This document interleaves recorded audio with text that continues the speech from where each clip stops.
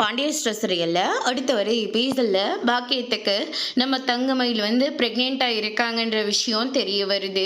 உடனடியாக மாணிக்கத்துக்கிட்ட சொல்லி ஆட்டோ வரப்படி நான் போய் புடவையை மாற்றிட்டு வரேன், இவளுடைய பெட்டியும் தூக்கிட்டு வரேன் அப்படின்ற மாதிரி சொல்கிறாங்க.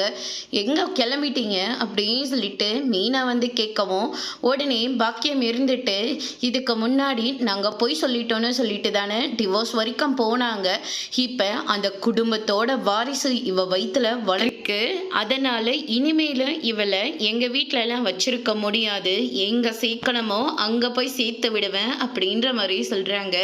ஏற்கனவே நீங்க பண்ண பிரச்சனை எதுவும் போதாதா, இன்னும் கொஞ்சம் மேலும் மேலும் பிரச்சனையை பண்ண போறீங்களா? இன்னும் அவங்க ஹஸ்பண்ட் கூட கூட இந்த விஷயத்த சொல்லல.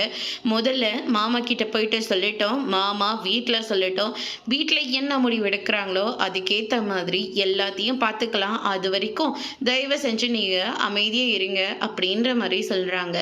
அவங்க கிட்ட சரின்னு சொல்லிட்டு நம்ம பாக்கியம் இருந்துட்டு நம்ம தங்கமயிலோட ரிப்போர்ட்டை எடுத்துக்கிட்டு தங்கமயிலையும் கூட்டிக்கிட்டு நேராக பாண்டியனோட வீட்டுக்கு போகிறாங்க.